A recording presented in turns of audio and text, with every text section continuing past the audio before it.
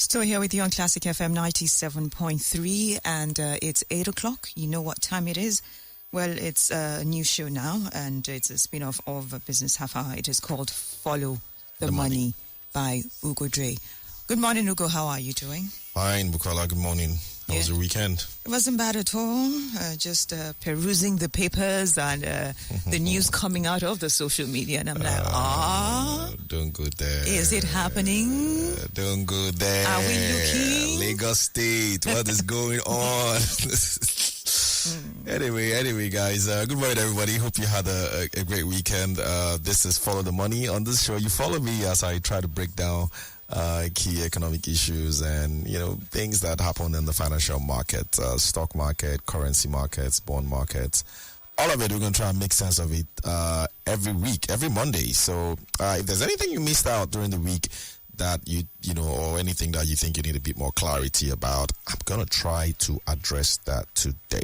Of course, this show is brought to you by Nairametrics. If you have any questions, anything, any issues, or any topics you want me to discuss, of course, just tweet at Nairametrics or send us a message on our Instagram handle, and it will definitely get to me. Or you can as well just, send me a message directly on Instagram at Ugodre, on Twitter as well at Ugodre. Yeah, it was a busy week last week for a lot of people. Let's start with Forex, of course. We like to start with Forex. So the exchange rate at the official market closed the week at 791.75. Started the week at 795.41 and fell to as high as 850.22. That was the next day on Tuesday, November 14th. So continues with the seesaw. I said it here last week that I was just feeling how the exchange rate kind of goes up and down in the official market. We don't seem to understand why that's happening. FMDQ needs to explain that. But it's still happening. 791.75 is what it closed up during the week. And guess what? Intraday high, I kind of explained that as well. That's the highest point that FX sold on Friday. Guess how much? 1,120. So it appears intraday high seems to be a par with the black market rate. So that means somebody in the official market bought at 1,120. Even though it closed at 791.75. Intraday low, by the way, was 701, which also suggests somebody bought at 701 during the day. So you're seeing like three wide margins for prices in one day. 1,120, 701, 791.75. That's what it is, but that's what we have to kind of deal with. Until the FMDQ explains. Meanwhile, FX turnover was 157.78 on Friday. $157.78 million. FX turnover is not supply. FX turnover is just how many times the dollars sort of exchange hands during the day. So that's it for trades during the week. We did also get some news during the week. I think the trip to Saudi was promising. It's quite promising. The government believes that Saudi Arabia is going to help fund some of our FX supplies. A lot of people have been saying it's audio money, but because we haven't actually seen it yet, the money hasn't actually come in. But important to also mention that there has been some clearing of the FX backlogs, and so that's just the first step towards ensuring that we have FX supply. So it's a bit of a good thing that that's happening already. So I don't know what this week is going to turn out, but the black market is fairly stable now. Still under 1,200, not at 1,200, but under that. If you're buying inflow, also if you're exchanging cash, is around that. Novembers are typically kind of stable when it comes to exchange rate, at least over the last 2 years since we've been tracking it at Nairametrics. You don't tend to see that much volatility in November. December can be unpredictable, as much as you would think that you would see stability or a stronger Naira because Nigerians are coming in. Maybe that might not just be the case this time around. But let us see how things unfold. And still on currencies, during the week as well, the central bank made an important announcement. They did say that the old notes would continue to exist side by side the new notes, essentially just truncating every single plans the former central bank had under Godwin Emefiele. They're basically telling us that away with the old and back to the old, basically. So old Naira notes and new Naira notes will continue to coexist. Maybe that's a bit of a good thing. A lot of people actually don't like the new Naira notes and think it's ugly.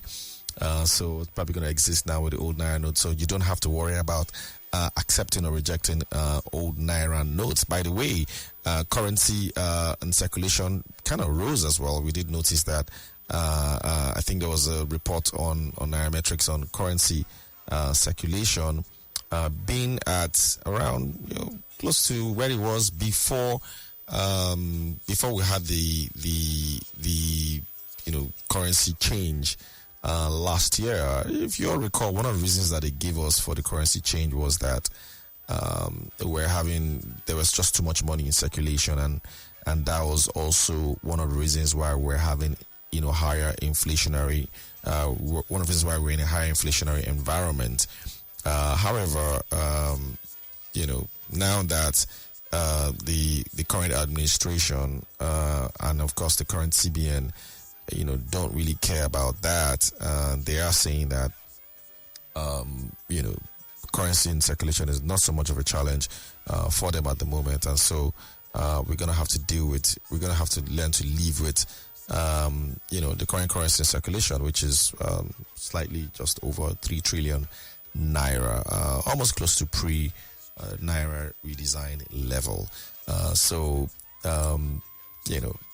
Sometimes you just wonder what policymakers think. Sometimes one breath you tell us that we have too much exchange rate, too much currency in circulation, and that's the driver for inflation. And then in another breath, you come and say, look, it doesn't really matter. They should, both currencies should exist. And now we're back to 3 trillion in currency in circulation. By the way, the central bank is also working to overturn existing court ruling regarding the old notes. That's also what we hear. And then the CBN has instructed branches nationwide to continue to accept the old Naira notes. So there you go. By the way, Nigerian Customs Service also updated its own exchange rate. So expect to pay a bit more to custom if you're planning to import things. It's gone down from 7.57 to the dollar to 7.83 to the dollar. That would likely have maybe a slight impact on inflation rate, but that's what the customs announced last week as well. Yeah, of course, like I said, if you do have a message or you have anything to say, just send us a message on any of our social media handles, and I would likely address it. If you're just tuning in, this is Follow the Money, brought to you by Nairametrics, and I am Ugodre, and I'm the host of this show. We're going to move now to something else that happened last week. In case you all didn't know, Nigeria's inflation rate rose to 27.33% in October 2003. I mean, let that just sink in. 27.33%. The last time we were anywhere close to this was in 2005, if I do recall. So inflation rate at 27.33 in October, up from 26.72 in September. There are predictions that it might hit 30% by the end of the year, and probably that very likely, because this was October. So if we are 27.33 in October, very likely it could be higher in November, and then by December's inflation numbers, which will come out in January, we could be looking at 30% or thereabouts. So currently 27.33% in October. The rate is 6% higher than it was the year before. This time last year, it was 21%. And so now we are 27.32%. A lot of people think that, their personal inflations are probably higher. Mine is much higher than this, but this is how the Bureau of Statistics calculates its own inflation. So it's at 27.33%. The drivers of inflation, of course, we all know is food. Food has always been a major driver of inflation, and food inflation is currently 31.5%, up from 30% a year ago. a month ago rather. Food inflation is on a tier, 31.5%, up from 30.6%. Month-on-month inflation, which is also a key metric that we look at, did drop slightly last month. So that was a bit of the silver lining that we had in inflation numbers. But all around, it was very, disturbing inflation numbers. So what does this really mean for you? I'm sure you're wondering. 27.3%. A lot of people don't realize that inflation is like evil. Is that's probably the most important macroeconomic indices you should track in Nigeria, because at 27.33%, it means that borrowing cost is likely going to be higher than 27.3%. That's just what it means. So if you're going to borrow, you're likely going to be paying 30+% in interest, except maybe you have fixed interest rates or you have some kind of deal with your bank that ensures that they do not charge you high, interest rates that are variable. So that's what that means. And of course, if you're investing in anything and you want your return on investment to beat inflation, then you're looking at beating 27.33%. I do know that some people tend to say that, look, what's the point having inflation at 27.33% when what's the point looking at, annual inflation rate? That you should look at average inflation rate. And on a long-term basis, Nigeria's average inflation rate is always maybe between 12 and maybe 14% these days because of the sort of galloping inflation that we're having now. Yeah, I mean, I agree with that. Kind of makes sense as well. That's what you want to project for. And maybe that's even why the FGM bonds that was sold last week, long-term bonds, people actually bought the 30-year bonds. They scrambled for it because long-term, the yields were higher than our long-term inflation rate.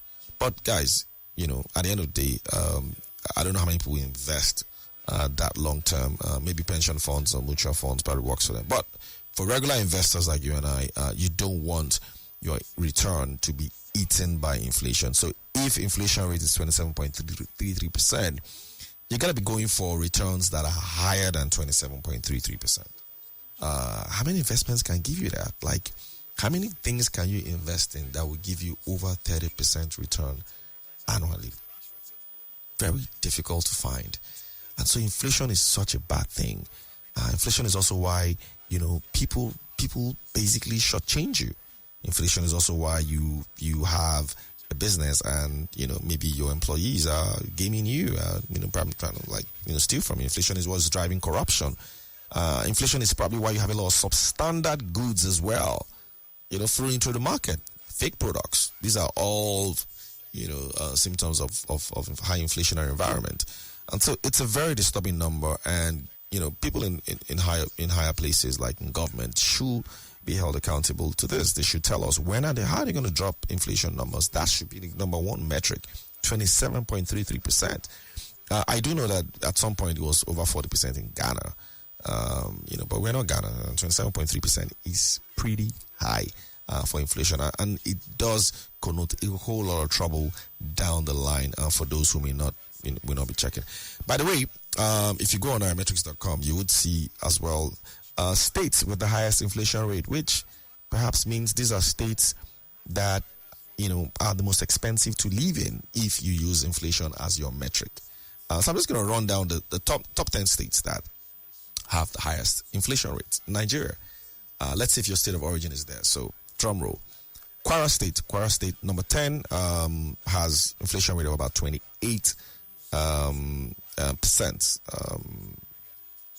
Bayelsa State is next with about 29%. Ebonyi State as well follows through, 29.3%. So Ebonyi State is pretty much expensive. Abia State is 29.3%. Ondo State is 29.4%. Akwa Ibom State is 30.7%, so higher than the national average. So it's pretty much expensive to live in Akwa Ibom State. Oyo State is 31.2% inflation rate, annual inflation rate. Oyo State, 31.2%. And of course, Lagos State, where we are, is at 31.2% as well. So Lagos State is quite expensive. Food inflation in Lagos State is 27%. Rivers State is 31.4%, and that is the second most expensive state in Nigeria. And of course, Kogi State tops as the most expensive state to live in Nigeria if you use inflation rate as your benchmark. Kogi State inflation rate is 34.2%. All right, so we're going to take a short break at some point, and then we would come back with the second segment. Of course, this segment we're going to be talking about markets, essentially. Equities market.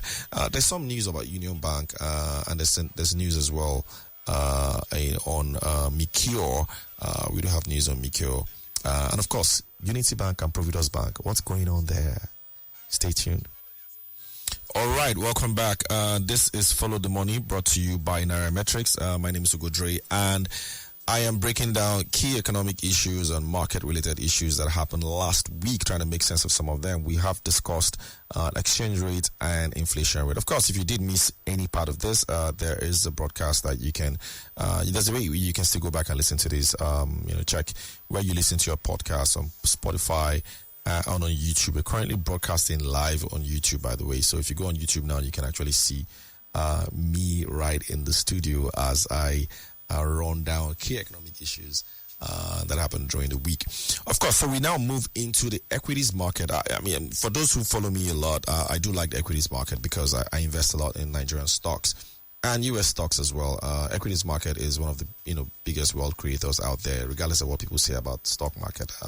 There's still a lot of money to be made there, and so you should track the equities market. And last week, end of the week on Friday, the equities market closed at an all-time high of 71,112.99 points. That's the highest the equity market has ever traded in Nigeria. Like historically, that's history. History was made on Friday. Yeah, 71,112.99 all-share index. It's incredible that this has happened. I mean, remember over the years we've seen, the stock market. It's taking them about 10 years to get to 65,000, which was what it hit back in 2007-8. Taking over 10 years. But now we're here and we're cruising. It's as if it's not stop. Stock market just seems to be a different market entirely from the economy, hitting 71,000. Of course, market capitalization is 39 trillion. Thinking that sometime by the end of this week, we're probably going to cross another benchmark, which is the 40 trillion mark in terms of market capitalization. One thing people would typically say is that the stock market just has maybe a few stocks that sort of drive it. At Nairametrics, we call them the suits. The suits are the stock worth over 1 trillion naira. There are not many of them, but these stocks are major drivers. They include Dangote Cement, MTN, Airtel, Bua Cement as well, Zenith Bank and GT Bank also in there. I think Seplat is also in there as one of the suits. Nestle used to be in there, but no longer in there because of course, what's going on with consumer goods stocks.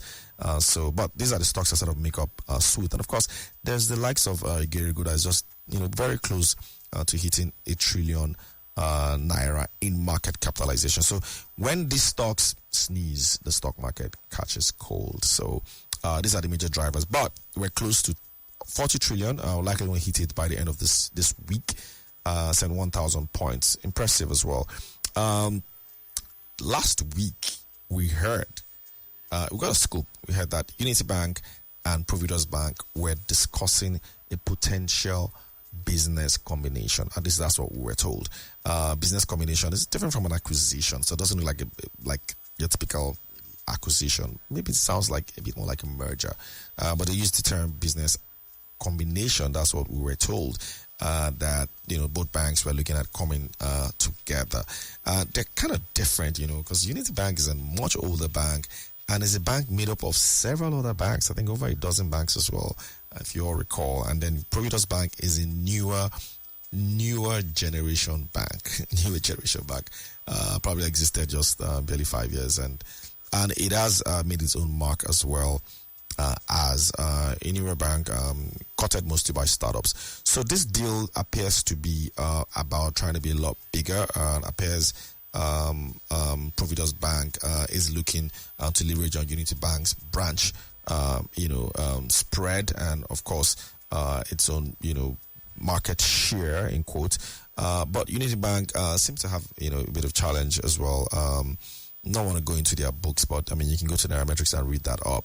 A lot of people are wondering why this merger, why these two banks coming together. It doesn't look like it's a good fit. But, you know, with the guys running these things, you never know what they're looking for. They have run their numbers, and it appears they feel like there's a good mix here between Unity Bank and Providus Bank. So this is one that we're going to be tracking.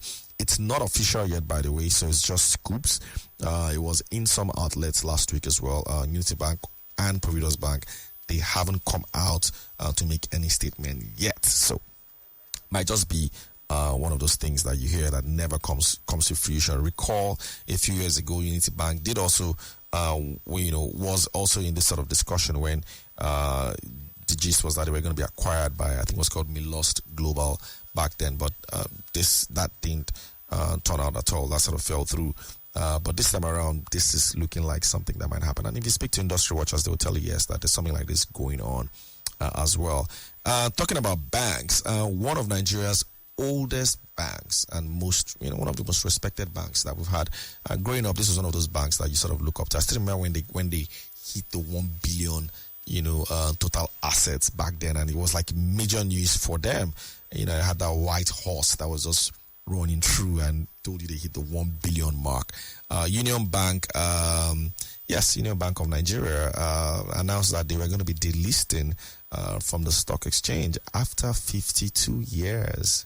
52 whole years. They're going to be delisting. No longer going to be a quoted company. Of course, that is because they were acquired towards the end of 2021 by Titan Trust Bank. If you all recall, that news made headlines, late 2021 when they got central bank approval to acquire 89% stake in Union Bank. So we did hear the deal was completed last year. And I think they acquired maybe 90 or 93% stake or something like that of Union Bank. So because they've acquired that much stake of Union Bank, they essentially own the bank. So, the bank doesn't belong to the public like that anymore. And so the remaining minority shareholders would have to be paid off, and then the bank will delist and will no longer exist as a publicly quoted bank. Doesn't mean it's still not a bank. It is still a bank. It's just that it is no longer a publicly quoted bank. So it's just a bank that is now held by private individuals. And so you're not going to be seeing results of Union Bank anymore as you used to on the exchange. You probably see it on their website. Doesn't mean anything is happening to your deposit. If you have accounts in Union Bank, nope, nothing happens to your deposit. It's still running as a bank, as a healthy bank, no issues. It's just that it is now owned by different set of investors, and are actually been owned by different investors since last year per their release. It's just that they are no longer listed as a quoted company again. So quite interesting that that's happening. We all know at some point in Nigeria, Union Bank and First Bank were like the strongest banks in the country. In fact, they were going neck and neck for who was number one. But sometime in 2011 or 12, Union Bank ran into trouble with the central bank, and they were acquired at that time by Bob Diamond's entity. Acquired Union Bank, Atlas Mirror, I think that's the name. Yeah, Atlas Mirror acquired Union Bank at the time, and introduced some kind of stability, but looks like with emerging market crisis that has happened, COVID-19, higher inflationary environment, dearth of investment in emerging markets, everything sort of has affected investments in here, and they basically had to sell, and of course they sold their majority stake to Titan Trust Bank, and this is now what is leading to delisting on the exchange. Talking about listing on the exchange, which is the opposite of delisting, the stock market, and that's the NGX CEO Timi Popola mentioned last week that the stock market has actually gained a lot from listing companies that have listed. One thing that has been synonymous with the stock market lately is not listing by introduction. You've not seen a lot of IPOs in this market. You've seen mostly listing by introduction. Listing by introduction, of course, is just companies listing on the stock exchange and not going for an IPO. And, typically when companies list on the exchange, it's because they want to raise capital. And so you always have IPOs, and there's always a huge frenzy. But these days, that's not what happens. You just see companies list on the exchange, and then they quietly maybe now raise capital on the back of that. And so we've seen a lot of it lately. Just to give you a bit of a rundown, we've seen Boa Foods. Boa Foods listed as well a couple of years ago. Gerego also listed, which is the first power-related company that's listed on the exchange. So they've been listed for about a year now. VFD Group listed this year as well.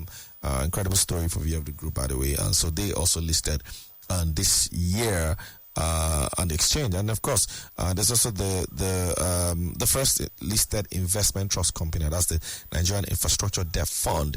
That is also listed on the Nigerian exchange. And then just recently, we got a healthcare company listed on that exchange, and that's Micure.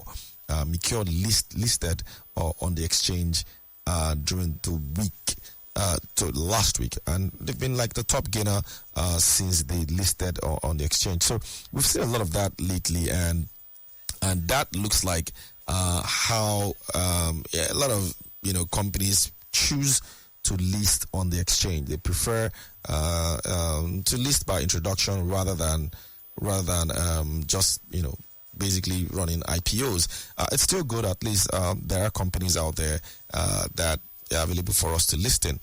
I'm going to close with something that has been on my mind for a bit, and that has been the performance of what you call penny stocks. Penny stocks are typically those stocks that trade at less than a penny or less than $1 in US terms. So in Nigeria, you might want to associate stocks like, you might want to call them Kobo stocks, Kobo stocks, or stocks that trade maybe below 2 naira or something. Very, very lowly priced stocks. People tend to like them because of, they're cheap. So with 100,000 naira, you could just own 100,000 shares of those stocks. And their prices tend to move, or at least people think that their prices tend to move high. But not always like that. But in any case, we've noticed a huge trend this year of penny stocks actually gaining significantly, and I can't understand why. So I'm just going to give you some of the numbers, the list that I have here. Probably companies that you're not very familiar with. Omatech Ventures, you ever heard of them? They're a computer-based company listed on the exchange as well. Up 335% year to date. The year is not even over yet, but they've gained 335%. Ikeja Hotels, 349%. Those are that. I think they're the owners of Sheraton Hotel. 349.5% year to date gain. FTN Cocoa, you heard of them before? They've gained 489% this year. I mean, so if you bought those stocks, you probably gained that much. Japor Gold and Ventures, 507% gain this year. Charms, a tech company, one of the very first tech companies listed on the exchange, has gained over 800% year to date this year. Of course, some of these gains were also because of capital restructuring that they've had, but some were just share price going up without any major fundamentals. Food for thought. Would you invest in penny stocks? All right, guys, that's it for this week. Again, tune in next week on the station, 8 to 8:30. Follow the Money, where I break down key economic and macroeconomic issues and markets from Nigeria. If you missed any part of this show, check anywhere you listen to your podcast on Spotify, Apple Podcasts, Google Podcasts, and on YouTube. Currently streaming live on YouTube, but you can always check it out on YouTube. Thank you so much, everybody. Enjoy the rest of your week. Bye.